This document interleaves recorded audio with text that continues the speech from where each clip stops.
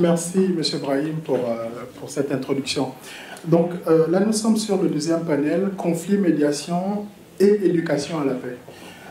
Les organisateurs ont voulu faire de ce panel un panel relativement équilibré. À la droite de l'homme, pour prendre une référence biblique, j'ai mon ancienne collègue, Naïma. Nous avons travaillé ensemble sur les questions de genre. Mais par contre, c'était juste pour vous signaler qu'il y a une certaine sympathie entre elle et moi. Et son introduction au précédent panel avait souligné l'importance des femmes. Le travail qu'elle a fait sur la question de l'inclusion des femmes, le rôle des femmes dans la résolution des conflits, est une des raisons du choix de la thématique de ce panel sur la médiation et l'importance de l'éducation à la paix. Avec cette introduction, je m'en vais laisser la parole à M. Eshkoundi Mohamed, professeur économiste, pour faire justement le lien entre culture, paix, vous mettez un / guerre, mais aussi développement économique. J'avais insisté sur le fait que l'essor économique passait par la culture, mais il s'inscrit d'abord dans les territoires. Monsieur Eshkoundi, vous avez la parole. Et comme tout à l'heure, je vais essayer d'être beaucoup plus intransigeant. J'aimerais dire 10 minutes, mais on ne peut pas aller au-delà de 5 minutes. Donc, vous aurez 7 minutes. Vous aurez 7 minutes, mais vraiment très juste. Vous avez la parole.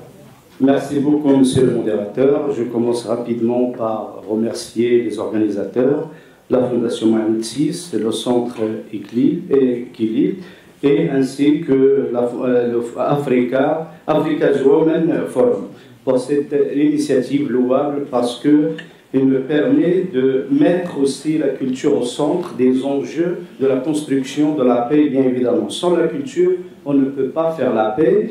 Et ça a été dit tout à l'heure, l'Afrique recèle d'une richesse culturelle très importante qui peut servir à la construction des communs. Ce qu'il faut dire au niveau international en ce moment, pourquoi il y a de plus en plus de crises, c'est la thèse que nous défendons actuellement, c'est que nous n'arrivons pas à se mettre d'accord sur le commun, en quelque sorte. C'est-à-dire sur le faire ensemble. Qu'est-ce que nous avons à protéger ensemble? Donc, du coup, les crises deviennent durables. L'Afrique, à notre avis, à notre humble avis, elle peut être une source d'inspiration. Parce qu'en puisant dans les traditions africaines, on peut trouver des éléments pour solutionner d'abord les crises de monde. Parce que nous n'avons pas affaire à un monde, nous avons affaire à des mondes. À partir du moment où il y a une fragmentation géoéconomique. Ici, je vais rapidement défendre deux idées. La première, c'est que nous sommes dans un contexte mondial trouble, nous sommes dans un contexte traversé par des crises, je n'ai pas envie de dire énormes, par des crises complexes, et ce sont des crises aussi systémiques. Et donc, du coup, leur solution devient de plus en plus impossible, et plutôt que de continuer comme ce que nous faisons actuellement, par ici, nous au niveau international, à verser dans l'économie de la guerre. Peut-être il est temps aussi de faire en sorte que le penchant vers l'économie de la paix se renforce. Mais ça nécessite une construction théorique, ça nécessite c'est-à-dire une conjugaison des efforts, et ça nécessite de la confiance, et ça nécessite de la revitalisation. Ça, c'est le premier élément de mon propos. Le deuxième, c'est que l'Afrique, qui a vécu depuis l'indépendance, depuis les indépendances, dans des crises, peut-être en ce moment, il est touché par des crises inédites, par des crises d'une différente nature. Ce sont des crises au niveau qui concernent la géopolitique mondiale, et ce sont des crises aussi liées à l'exacerbation de ce que l'on peut appeler les effets de changement climatique. Mon propos ici, c'est de dire que l'Afrique a besoin de ressources stabilisatrices. Ces ressources stabilisatrices, tout ce que je veux dire, ce n'est pas contre une modalité de partenariat ou des modalités de partenariat. Ces ressources stabilisatrices viendraient du renforcement de la coopération d'abord entre pays africains. En renforçant la coopération entre pays africains, l'Afrique serait à même de tirer profit de la coopération avec les autres partenaires. Donc je vais cheminer rapidement, je ne sais pas si le temps me sera suffisant. Donc le contexte actuel, j'en ai parlé. Ensuite, j'aborderai la question d'économie de la paix, comment je la vois, cette économie de la paix. Troisième élément, peut-être la nécessité de réinventer la coopération internationale en essayant d'investir dans ce commun, à savoir l'économie de la paix, parce que nous avons besoin, nous sommes tous interdépendants. Nous sommes dans un monde qui est plus que jamais interdépendant, et au moment où le monde devient interdépendant, nous assistons à un affaiblissement de la coopération internationale. C'est un paradoxe. Quatrième élément, la Renaissance africaine. Pour nous, la Renaissance africaine est synonyme de renforcement de panafricanisme de développement. Panafricanisme de développement, à partir du moment où les pays africains, ils commencent à donner, il y a des exemples qui se multiplient, et en tant que chercheur, on se base sur des observations empiriques. On fait de l'analyse inductive, en partant de certaines observations de ce qui se passe sur le terrain, après nous montons en généralité. Donc nous avons, en faisant beaucoup de voyages, de séjours dans les pays de notre continent, on s'est rendu compte qu'il y a un nouveau panafricanisme qui est en train d'émerger, c'est le panafricanisme de développement. Donc rapidement, le contexte international, j'en ai déjà parlé, il est marqué par l'incertitude radicale, vous l'avez compris. L'incertitude est radicale chez les économistes, à partir du moment où pour résoudre les crises actuelles, on ne peut pas se contenter de puiser dans le stock de connaissances et d'informations que nous avions. Donc il va falloir que l'on fasse preuve d'imagination, il va falloir que l'on fasse preuve d'un effort collectif. Il y a, c'est-à-dire, l'humanité entre dans une phase de transition. Et comme toute phase de transition, c'est une phase qui trouble. Nous parlons actuellement de monde VUCA, un monde volatile, incertain, ambigu, et on ne sait pas quelle décision prendre, et ainsi de suite. La coopération internationale s'affaiblit de plus en plus parce que les puissances ne partagent pas les mêmes normes, ne partagent pas les mêmes valeurs, et donc il y a une espèce de distanciation. Tout à l'heure, nous parlons de cette culture qui rapproche, et nous assistons, hélas, au niveau international, à des puissances qui s'éloignent en quelque sorte. Donc ils n'arrivent pas à se mettre d'accord. Et l'Afrique a devant elle une opportunité historique peut-être, grâce en épuisant dans son stock historique culturel, rapprocher ces deux mondes qui sont en train de se fragmenter. Et donc en conséquence, c'est pour ça que nous avons l'impression qu'il y a de plus en plus de crises en Afrique. Il y a de plus en plus de crises en Afrique parce que cette coopération internationale, en s'affaiblissant, est en train de rejaillir négativement sur les pays africains. Nous avons vu par rapport à la manière dont la crise a géré le Covid-19, tout le monde s'attendait à ce qu'il y ait énormément de dégâts humains en Afrique. Il n'en était rien. Il y avait beaucoup plus de dégâts sociaux et de dégâts économiques. Et donc nous avons vu une pandémie qui a eu des répercussions importantes. Jusqu'à maintenant, les pays africains continuent à payer à leur tribut à la pandémie de Covid-19. Et nous avons vu pendant la pandémie de Covid-19, malgré quelques efforts timides, excusez-moi l'expression, de manifestation de la solidarité internationale, l'Afrique s'est retrouvée seule en quelque sorte. Il fallait faire preuve d'imagination, de solidarité nationale, de solidarité territoriale, mais l'Afrique s'est montrée résiliente. Parce que les crises que l'Afrique a absorbées, les chocs que l'Afrique a absorbés par le passé, elles l'ont rendue beaucoup plus résiliente en quelque sorte. Donc voilà le monde actuel, ce qui me permet de passer peut-être au deuxième élément, l'impact des crises sur l'Afrique. Donc nous avons constaté, quand on voit le cas du Soudan, quand on voit ce qui se passe au Sahel, quand on voit ce qui se passe en Afrique australe, le cas de Mozambique par rapport à l'insécurité au niveau du nord de Mozambique, quand on voit ce qui se passe au niveau de la Somalie et ce qui se passe dans d'autres pays par rapport à l'impact des changements climatiques, on voit que certaines crises, surtout les crises politiques, les pays africains, jusqu'à maintenant, n'ont pas encore développé, malgré les efforts consentis, et n'ont pas développé une culture d'anticipation et de gestion des risques. Donc, là, surtout les risques politiques. Et la plupart des risques finissent par dégénérer. Et quand un risque dégénère, il donne une crise. Et le problème, le propre de la période actuelle, et le malheur en même temps, c'est que les crises deviennent de plus en plus durables. Étant donné, il faut connecter tout cela avec l'affaiblissement de la coopération internationale. Si le monde était stable, si les puissances arrivaient à se mettre d'accord sur les normes, s'il y avait cette culture de jma'a, comme disait le professeur tout à l'heure, c'est-à-dire comment on peut s'asseoir en tant que puissance et régler le problème d'une manière pacifique pour le bien-être du monde, pour le commun. on n'en serait pas là. C'est-à-dire les crises ne seraient pas durables. Parce que je ne dis pas que c'est l'extérieur qui renforce les crises en Afrique, mais c'est la dégradation de cette coopération internationale, la malgouvernance peut-être mondiale, renforce les crises en Afrique et les rend de plus en plus durables. Donc voilà, et en même temps, j'ai envie de dire, je viens de le dire, la coopération internationale devient vulnérable en quelque sorte. Donc il y a une interaction des vulnérabilités. La vulnérabilité n'est pas seulement... À un moment donné, la vulnérabilité était l'apanage des pays africains. On voit maintenant même ce qui se passe dans les pays développés, ils font face à des crises inédites. Les pays développés, par le passé, ils avaient une culture de management des situations de crise. Bien évidemment, nous avons appris énormément. Mais la nature des crises actuelles, leur grande ampleur, laisse les pays développés aussi diminuer. Nous avons vu ce qui s'est passé récemment en Californie, au niveau de Los Angeles, nous avons vu ce qui s'est passé en Espagne, en France, et on voit que nous sommes face, les pays développés, les pays africains, font face à une nouvelle génération de crises. Face à cette nouvelle génération de crises, il faudrait que nous réinventions nos modes de gouvernance. Il faudrait que nous renforcions l'investissement dans les communs, chose que nous ne faisons pas. Plus nous subissons des crises, plus nous assistons à l'isolement. Plus nous assistons à la montée en puissance du populisme, plus nous assistons à la montée en puissance de tout ce qui est voie, qui demande la démondialisation, alors que le monde ne peut pas se démondialiser. La mondialisation est une vue d'esprit en quelque sorte. La démondialisation plutôt. Alors que la mondialisation, ce sont des interactions. Un monde qui est devenu très interdépendant et le capitalisme de plateforme vient le rendre encore plus que jamais interdépendant. Et donc, d'où l'importance de réfléchir ensemble, l'importance je vais rapidement, de collaborer ensemble et de verser, c'est-à-dire de renforcer ce penchant vers une économie de la paix. Parce que ce à quoi nous assistons en ce moment, c'est l'économie de la guerre. L'économie de la guerre, c'est l'isolement. L'économie de la guerre, c'est le repli identitaire. L'économie de la guerre, c'est le populisme. L'économie de la guerre, c'est la fragmentation géoéconomique mondiale. L'économie de la guerre, ce sont les barrières tarifaires, c'est le retour du protectionnisme.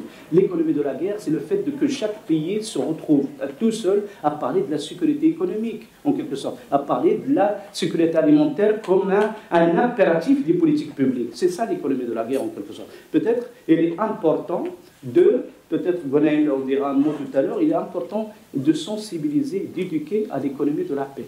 Pourquoi l'économie de la paix? C'est vrai. Oui, c'est vrai, c'est une très bonne. Merci beaucoup. Merci à vous.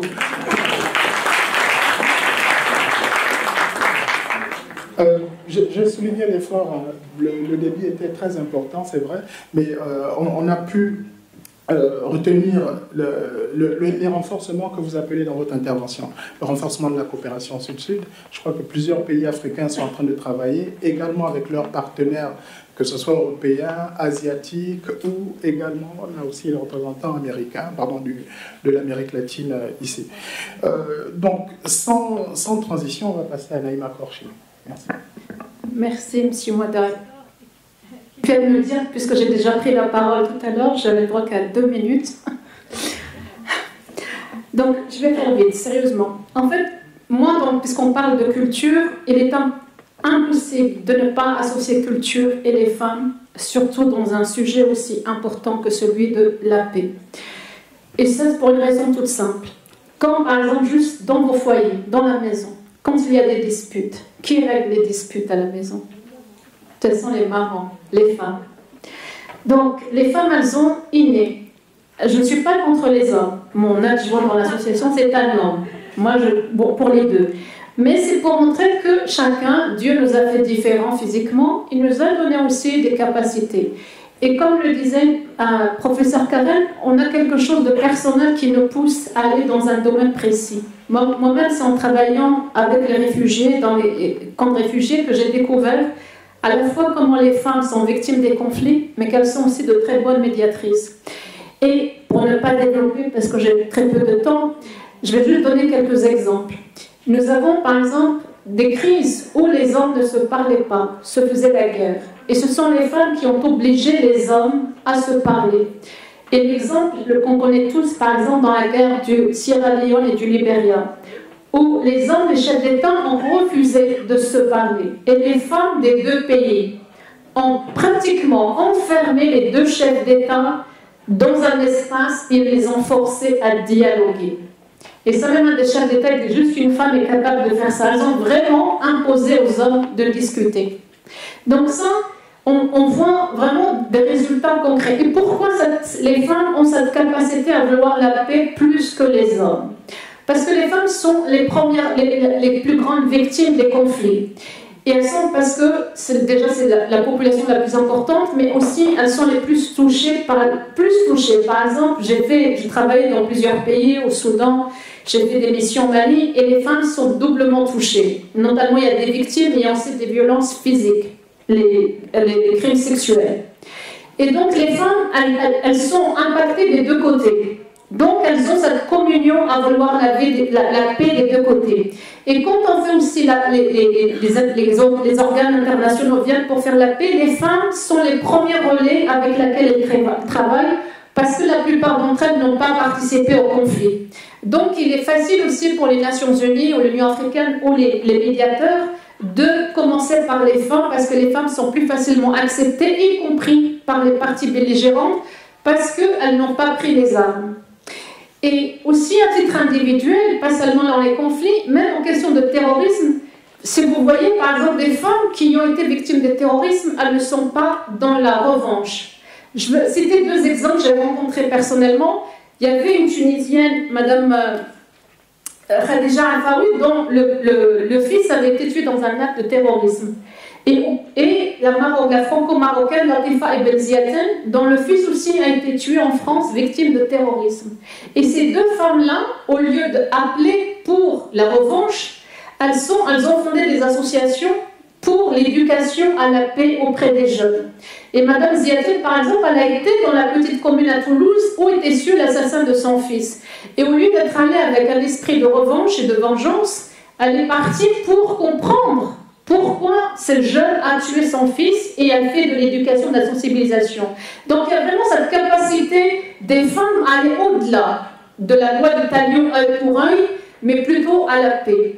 Et c'est pour ça que maintenant beaucoup le monde a compris le rôle important des femmes dans la médiation, dans la consolidation de la paix, que nous avons ce que nous appelons les réseaux des femmes médiatrices.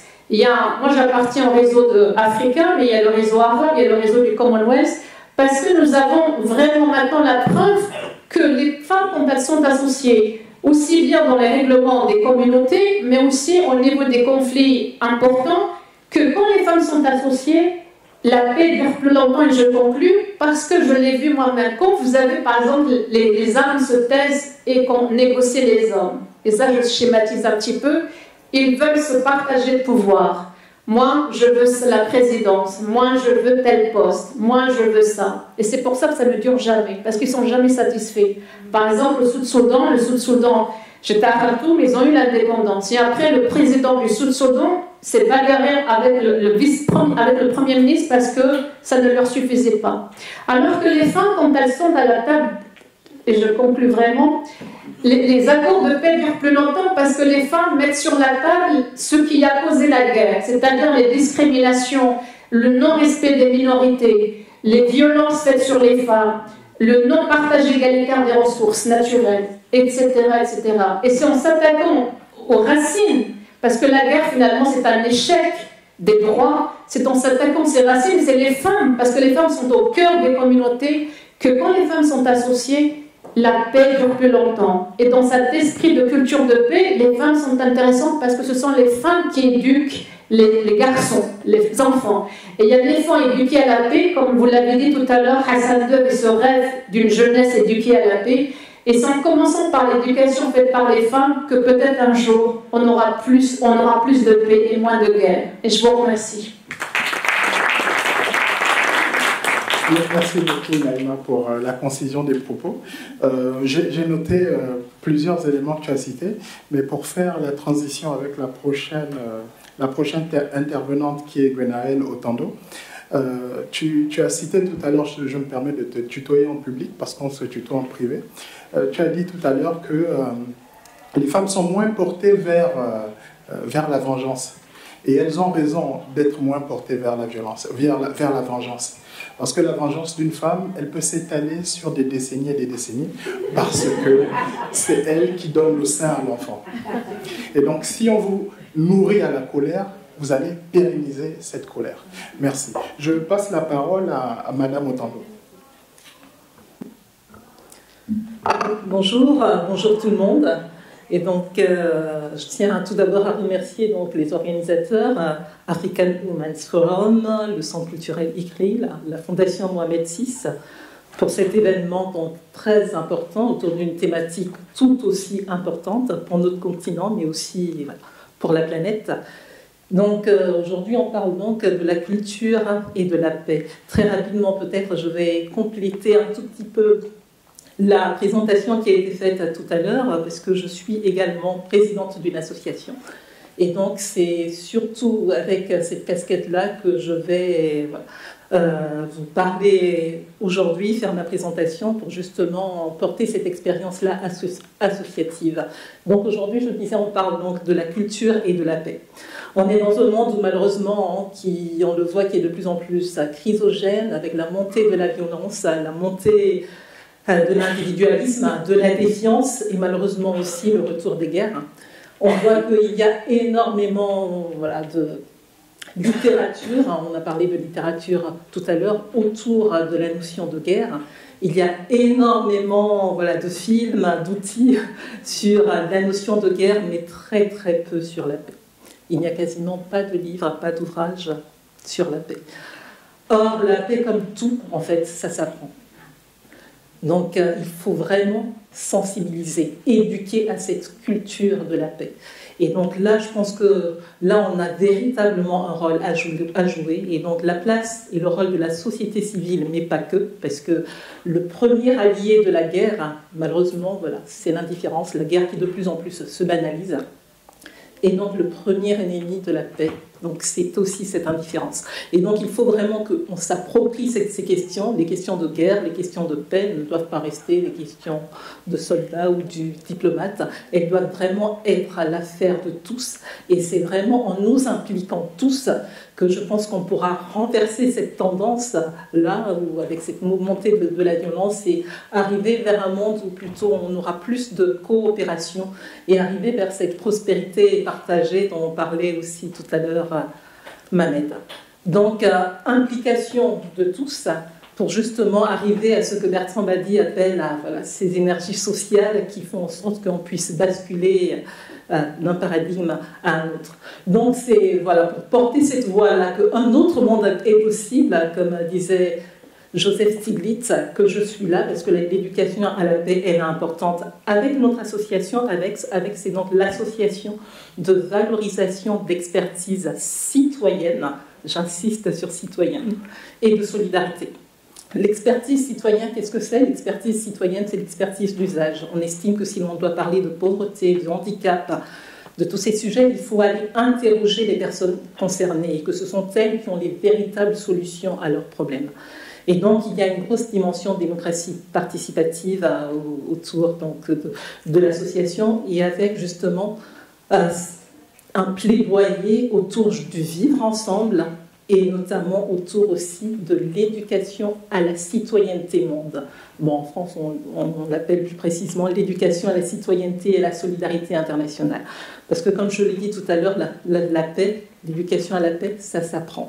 Et donc, on a donc développé des outils pédagogiques et ludiques pour justement sensibiliser à cette thématique. Bon, c'est dommage, j'ai ramené une petite présentation avec des photos qui illustrent un peu cela. Donc, pour cela, vous l'avez dit tout à l'heure, il faut donc commencer dès le plus bas âge. Et donc, on a des outils adaptés aussi bien qui va de la maternelle jusqu'à au-delà, parce que c'est dès la base, c'est vraiment en inculquant ces valeurs que l'on peut justement changer la donne. Et donc, avec ces outils, on est vraiment autour des thématiques, des objectifs de développement durable. Donc, il y a souvent des thématiques que l'on traite, que ce soit autour de l'alimentation, sur l'accès à l'alimentation pour tous, que ce soit autour de la santé. L'association elle est née en pleine crise de Covid-19, donc au moment où justement on assistait à cette solidarité internationale qui était un peu mise à mal hein, avec justement la question du vaccin. Et donc, on a commencé avec ce plaidoyer justement autour de la question de la santé comme bien public mondial.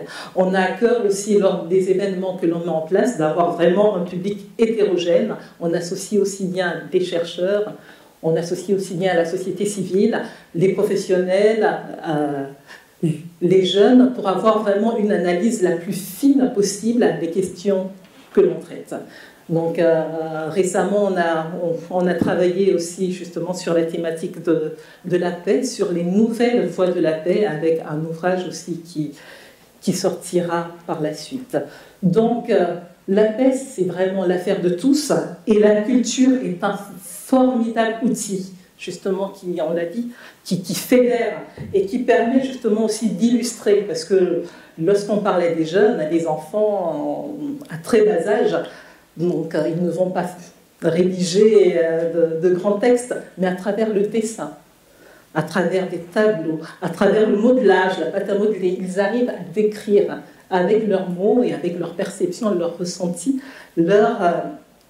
voilà, ce qu'ils estiment pour eux être voilà, la paix, le vivre ensemble. Et d'ailleurs, on a aussi une exposition assez belle de justement le regard apporté par les enfants sur la thématique de la paix. Donc, l'éducation à la paix, elle est importante, et en faire l'affaire de tous, et c'est très important. Donc, au sein de la structure aussi, on est entouré d'artistes formidables qui viennent d'horizons différents. Nous avons des artistes d'origine syrienne, d'origine afghane, d'origine africaine, d'origine française. Donc, et cette richesse justement permet au public que l'on associe à nos événements de voir aussi la diversité des parcours, et aussi de casser aussi un peu certains stéréotypes. Lorsque notre designer graphiste, qui est une très grande artiste et qui est d'origine syrienne, montre ses réalisations, ça casse un peu la perception que l'on a de la syrienne, que l'on voit un peu avec d'autres perceptions. Lorsqu'on voit notre artiste africaine qui vient et qui réalise des œuvres formidables, donc ça permet aussi de casser toutes ces perceptions. Et surtout, j'ai été très émue aussi par la présentation de Madame Smith tout à l'heure, rien de tel que le dialogue. C'est pourquoi justement on a à cœur d'avoir ces espaces de dialogue où on inclut aussi bien les jeunes, les aînés, les personnes porteuses de handicap, des personnes venant d'horizons différents, parce que comme le disait Hannah Arendt, il n'y a pas pire solitude que celui qui est entouré de personnes qui pensent comme lui. Et donc c'est vraiment cette diversité justement des opinions qui permet aussi par la suite de casser ces perceptions, de casser ces stéréotypes, et d'arriver justement voilà, à la connaissance de l'autre, et d'arriver vers une société qui soit une société prospère. Merci beaucoup, Madame Miranda. Merci. En fait, ces deux dernières interventions, pas deux dernières, la dernière arrive, ces dernières interventions soulignent deux éléments. L'éducation des femmes, dont a parlé Madame Korchi, Naïma, et l'éducation des enfants à la paix. Parce que si on veut construire une société ouverte, paisible, prospère, on a parlé tout à l'heure des crises qui sont durables, mais il serait essentiel aussi de construire des éléments de paix beaucoup plus durables que les crises qui les accompagnent. Maintenant, on va passer à notre dernière intervenante, Madame Maria Alcalay. Vous avez la parole et vous avez 10 minutes. Wow, vous êtes gentil avec moi. C'est le privilège du modérateur. Je ne vais pas parler avant. Il reste 9 minutes. Oui, ok. Bon, enchantée d'être ici avec vous. J'aimerais d'abord vous saluer tous dans cette table et dans la dernière table, des très intéressantes interventions. J'aimerais remercier le Centre culturel Lille, Women's Forum et la Fondation Mohamed VI pour cette invitation. Alors, ma parole, quand j'ai vu les autres panélistes en chantant, en faisant des exercices et parlant des des expériences personnelles. Je viens aujourd'hui présenter en fait la recommandation pour l'éducation à la paix qui a été refaite en 2024. Alors c'est un peu plus aride que ce que vous avez entendu avant. Et en fait, pour commencer, j'aimerais vous dire que dans la constitution de l'UNESCO, lorsque l'UNESCO a été créée, dans sa constitution, c'est écrit que, dans le préambule, que les guerres prenant naissance dans l'esprit des hommes et des femmes, c'est dans l'esprit des hommes et des femmes que doivent être élevées les défenses de la paix. C'est-à-dire que pour construire la paix, on doit travailler à travers de l'éducation. Quand je dis l'éducation, c'est de l'éducation formelle et non formelle. C'est l'éducation tout au long de la vie. Donc, c'est-à-dire depuis notre naissance jusqu'à notre vieillesse. C'est l'apprentissage qu'on a tout au long de notre vie, dans différentes étapes qui vont nous donner des instruments pour la paix, pour le développement durable, pour le respect de la diversité et du climat. C'était très intéressante votre intervention. Lorsque vous parlez de la mondialisation, n'est-ce pas, on est dans un monde qui est de plus en plus globalisé, de plus en plus interdépendant, mais on est dans une société qui devient de plus en plus individualiste et de plus en plus égoïste. Et ça, l'isolement social, l'égoïsme, le manque d'empathie, la destruction de notre environnement et biodiversité, l'accroissement des inégalités, les idéologies fondées sur la haine et l'érosion des libertés fondamentales créent des conflits aujourd'hui. Et pour détruire ces conflits, il faut qu'on reparte dans les bases de la solidarité, de la compréhension, de l'empathie et de tout. Je ne vais pas amener plus de mots à tout ce qui a été déjà dit avant moi. Donc, comment construire à travers les femmes, oui, mais à travers les hommes aussi, à travers les enfants, à travers nos professeurs, à travers nos décideurs de politique. Cet exercice est un exercice de tous.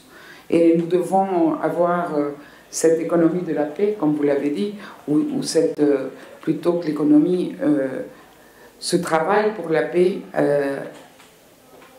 globalement et ensemble en tant qu'être humain. Moi, je ne suis pas francophone non plus, mais alors je m'excuse si je défaute. Et en fait, en 1974, l'UNESCO a fait la première convention sur l'éducation pour la paix et les droits de l'homme. Et bien sûr, depuis 1974, on a eu 50 ans d'écart et d'expérience et d'un monde qui s'est transformé profondément.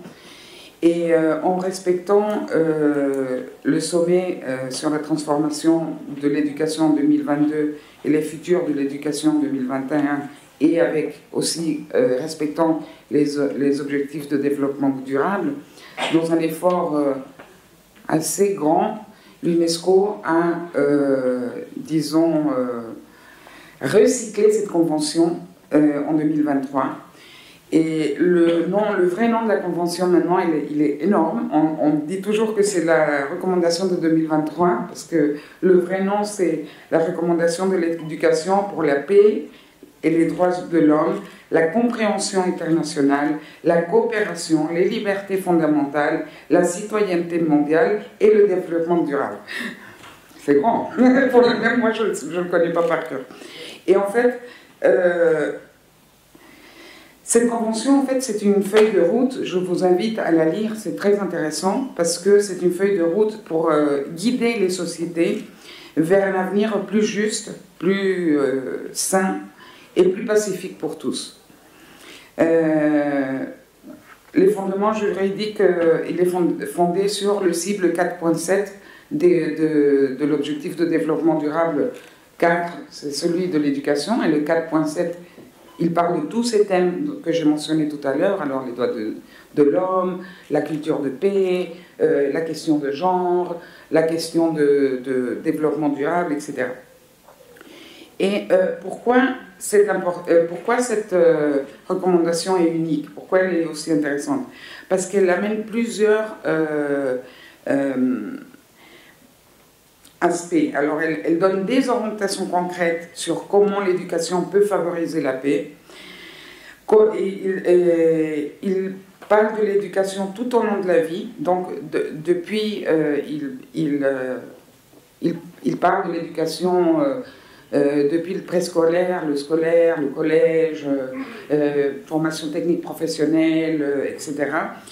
Et tous les aspects des systèmes éducatifs. Donc, il pense aux programmes, aux formations des enseignants, au matériel pédagogique, aux politiques éducationnelles, etc. Et elle est adressée à les enseignants. Alors, il y a des paragraphes pour les enseignants, pour les directeurs, pour les responsables de politique, pour les apprenants, pour les parents, pour les acteurs de la société civile et pour les chercheurs. Donc, elle est très minutieuse et son contenu, il amène combien de minutes? C'est passé. D'accord. Le contenu, il amène des définitions. C'est très intéressant parce que les États membres se sont mis d'accord sur la définition de ce qu'il parlait quand il disait, quand on parle de paix, quand on parle de développement durable, ça c'est déjà défini dans des documents, mais ils ont convenu plusieurs mots qui n'étaient pas très clairs. Pour quelques pays, ça voulait dire quelque chose, pour d'autres, bien sûr, c'est la question culturelle, la question de la langue, etc. Donc, ils ont fait ces définitions. Des 14, ils ont énoncé 14 principes directeurs, les objectifs d'apprentissage pour les élèves, pour les apprenants en fait, et les domaines d'action que peuvent faire les individus. Et puis, il finit par les appendices. Pour aller très rapidement, pour donner quelques idées des principes directeurs, par exemple, alors, fondé sur les droits de l'homme, accessible et de bonne qualité, non discriminatoire, on parle de l'éducation bien sûr, qui inculque une éthique du soin, qui fasse progresser l'égalité des genres, équitable, inclusive, respectueuse de la diversité, qui garantisse la sécurité, la santé, le bien-être, qui favorise la co-création de connaissances, qui défend la liberté de pensée participative, qui s'inscrivent dans une perspective internationale et mondiale, qui permettent de promouvoir le dialogue interculturel et intergénérationnel et qui inculquent une éthique de citoyenneté mondiale et de responsabilité partagée. Alors, je m'arrête ici et je vous remercie beaucoup pour cette opportunité. Merci beaucoup, Madame El-Khaled. On a bien noté les efforts fournis par l'UNESCO au niveau mondial, justement, pour continuer à promouvoir la culture de la paix. Je me rappelle de certains programmes qui sont mis en place aujourd'hui avec le concours de votre institution, ici au Maroc. J'ai l'habitude de considérer les territoires marocains, c'est-à-dire les villes, les différentes villes, comme d'excellents lieux pour des expériences. Parce qu'il y a beaucoup de projets qui sont mis en place, notamment grâce, et ça il faudra le souligner, à la société civile marocaine qui est favorisée par un contexte juridique également, qui mettent en place beaucoup d'actions en faveur de la promotion de la paix. Et que ce soit au Maroc ou à l'extérieur. Donc c'est l'occasion qu'on a eue aujourd'hui de discuter de la paix, de la culture, de comment les différents acteurs arrivent à entretenir la paix, à la propager, nous permettent donc d'arriver à certaines conclusions. Renforcer les efforts qui sont actuellement faits, promouvoir les différents canaux que nous avons à travers la solidarité, la tolérance, mais aussi améliorer l'éducation, que ce soit des enfants ou des familles. Il y a un dicton qui dit éduquer un enfant, c'est éduquer une famille, éduquer une femme, c'est éduquer un village. Et à travers les différentes, une nation, effectivement, puisqu'on n'est plus autant des villages. L'ère où nous sommes, nous a montré à travers la première intervention de M. Eshkoundi sur l'imminence et la durabilité des crises, qui peuvent être résolues donc par l'éducation des différents acteurs, et leur mobilisation également, les mobilisations internationales qui se traduisent au niveau national, au niveau régional, au niveau local. Ce dernier panel était un panel intéressant sur les conflits. Je m'excuse d'être un dictateur au niveau du temps parce qu'on a épuisé beaucoup de temps pour l'explication de certains concepts clés. Maintenant, on va ouvrir le dialogue, mais ce ne sera pas un très long dialogue encore. J'utilise encore mes privilèges de modérateur. On prendra, disons, 3 questions par catégorie. Les invités d'honneur, Madagascar, les étudiants et les autres invités. Vous êtes donc appelés à formuler vos questions. J'espère que les premiers panélistes sont encore dans la salle, au cas où il reste des embryons de questions ou bien des flous conceptuels sur certains éléments qui ont été dits ici. Mais sinon, vous avez les derniers panélistes qui pourront compléter leur temps de parole. Je pense notamment à M. Escondi, que j'ai pressé volontairement. Et voilà, vous avez la parole. 3 questions. Oui. Si vous pouvez vous présenter et après poser votre question très courte. Moins de 2 minutes. 2 minutes. 2 minutes. J'en ai l'habitude, c'est pas grave. Bonsoir, c'est Abou Abdelkader, professeur de l'enseignement supérieur retraité. Et je commence par une remarque. Puisque la culture présuppose, je suis anglophone, excusez des fautes en français. Puisque la culture, le concept culture présuppose l'autre, l'altérité, etc., est-ce que vous ne pensez pas qu'il y a crise parce que ce voyage est unidimensionnel, c'est-à-dire a single travel, not a return travel, si je suis bien clair. Ça, c'est une remarque. Pour 2, pourquoi la question de culture aujourd'hui?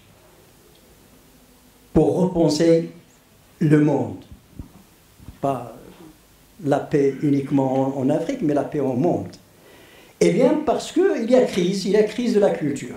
Ici, j'ai la référence en tête de Hannah Arendt. La question culturelle s'inscrit dans un cadre de méthodologie d'approche des problématiques contemporaines. Alors, nous vivons, comme ça a été décrit par le panéliste, il a décrit un peu ce monde qui est un monde d'incertitude, d'après quelques-uns, Edgar Morin par exemple, ou Mustafa Mouhsin, un monde envahi par l'obsolescence de l'homme, il y a un monde de médiocrité, un monde de liquid modernity. Alors, ma question, parce que je vois les signes, comment approcher la culture dans ce monde comme partie solution et partie problème? Merci. Merci beaucoup. Deuxième question.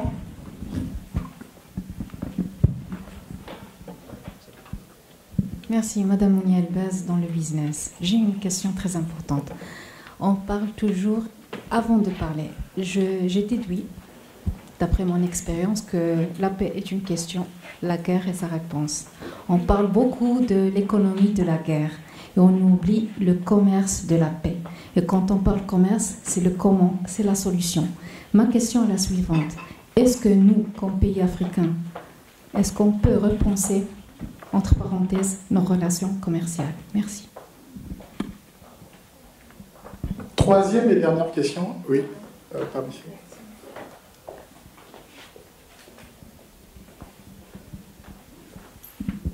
Oui, bonjour. C'est Maître Rachida Aït-Himmi. Je suis avocate au barreau de Rabat. Je remercie les organisateurs de cette journée. Ma question est directe. Bon, la question de la paix, est-ce qu'elle concerne que les pays qui sont en guerre ou bien aussi les pays, tous les pays? Pourquoi je pose ma question? Parce que les intervenants, la plupart ont dit que l'éducation est très importante pour la paix, parce qu'on ne trouve pas le mot paix ou bien le programme paix dans notre éducation. Et merci. Merci pour la concision des questions. Maintenant, je vais inviter les modérateurs, les intervenants à répondre chacun à un bout de la question qu'il a pu attraper. Moi, je vais exercer mon droit de modération et donc ne pas répondre à la question, mais plutôt faire attention à ce que le temps ne s'écoule pas longtemps aux mains de nos intervenants. On va commencer par monsieur Eshkondi, s'il vous plaît. Merci, monsieur le modérateur. Je ne prétends pas répondre à toutes les questions. Je vais en prendre d'une façon ramassée, une ou deux. De prime abord, j'ai envie juste de dire que même dans notre mindset, excusez-moi l'expression, quand on parle de management des organisations, on a un discours guerrier. Il faut être féroce, il faut être compétitif, il faut être combatif, il faut avoir de la niaque, il faut avoir de la pitié, ainsi de suite. Mais on n'utilise pas un vocabulaire qui est beaucoup plus paisible, apaisé, ainsi de suite. Donc, par l'économie de la paix est une invitation à une invention aussi conceptuelle, en quelque sorte. Il faut qu'on travaille sur les concepts, parce que les concepts, ils sont chargés de sens, en quelque sorte. C'est-à-dire, si on veut aller dans le sens de la paix, il ne faut pas exacerber la guerre. La guerre, d'abord, en ce moment, nous avons tendance à parler de la militarisation du commerce international. C'est gravissime, en quelque sorte. C'est-à-dire, les pays, ils ont de plus en plus recours à des voies non conventionnelles pour promouvoir les échanges commerciaux entre eux dans le cadre d'un monde marqué par la fragmentation géoéconomique, en quelque sorte.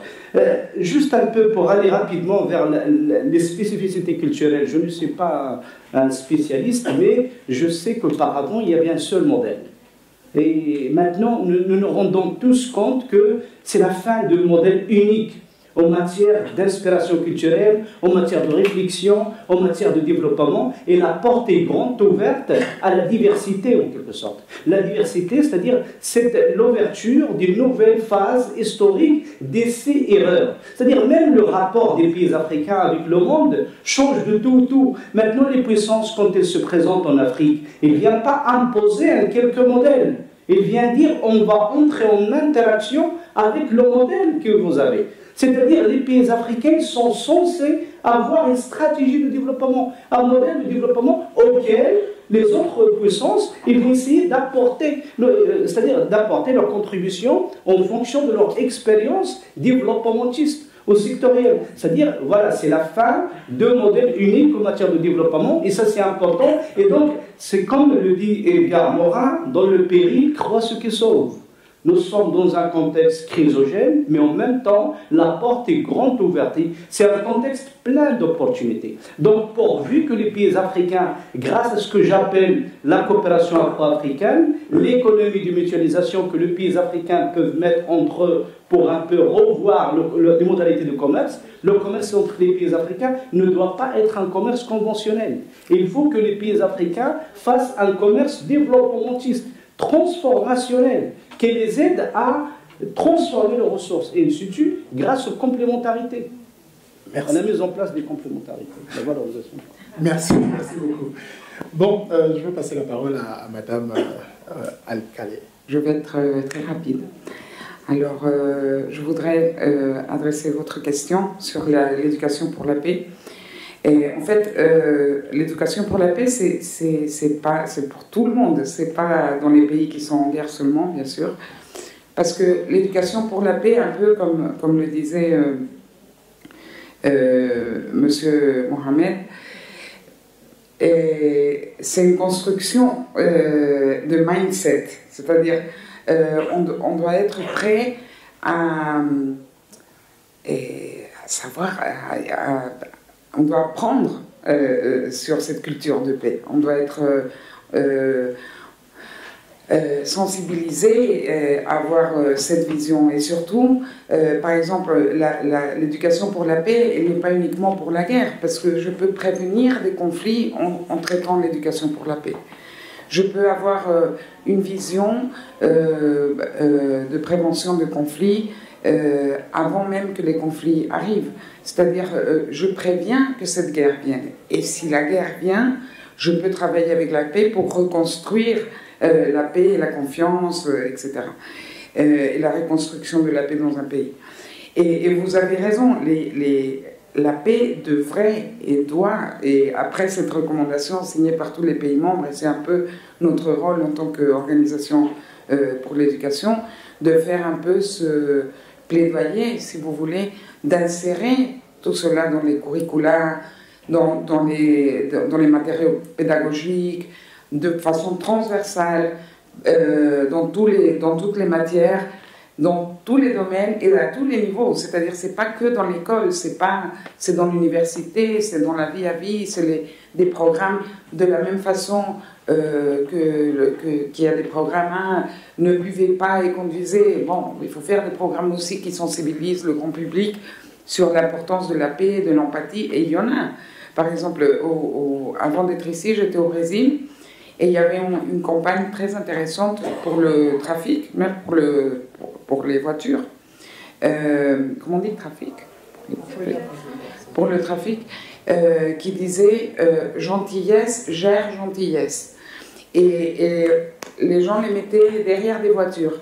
Et vous ne savez pas comment ça a diminué, avec toute la campagne qu'il y avait pour ça, ça a diminué les klaxons, ça a diminué l'un insultant l'autre, ça a diminué. Parce qu'il y avait une agression, même des cas où ils étaient furieux, ils prenaient une arme, ils tuaient, mais juste pour une bêtise. Donc la violence, elle peut venir à plusieurs niveaux. La paix, elle n'est pas forcément que dans un pays de guerre. On a des violences quotidiennes contre les femmes, contre les enfants, entre nous, dans le transit, dans le trafic, dans l'interaction entre les personnes. Et je termine tout de suite. Alors oui, c'est important de le mettre dans les curricula, dans les matériaux pédagogiques, d'avoir des formations, des formateurs pour savoir comment aborder ces questions, de faire des campagnes nationales à ce niveau.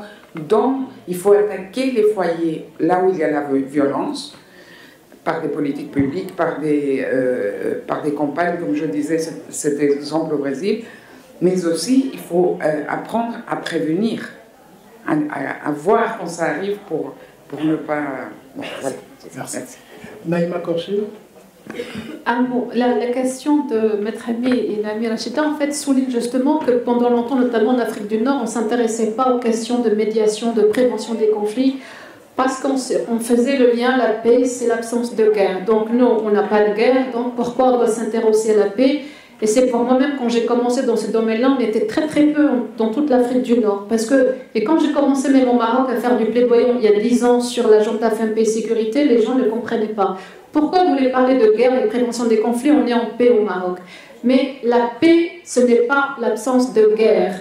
Et donc c'est ça déjà le plaidoyer qu'on fait, c'est pas l'absence de conflit armé, c'est en fait tout ce qui est dans la société qui peut fragiliser, c'est intercommunautaire, c'est même au sein des familles, c'est l'instabilité économique, sociale. Et donc pendant longtemps, donc votre question relève, parce que vous la posez en tant que marocaine, c'est pour ça qu'on a tellement de retard dans certains pays en disant ça concerne que les pays en guerre. Mais je le répète, la paix n'est pas l'absence de guerre.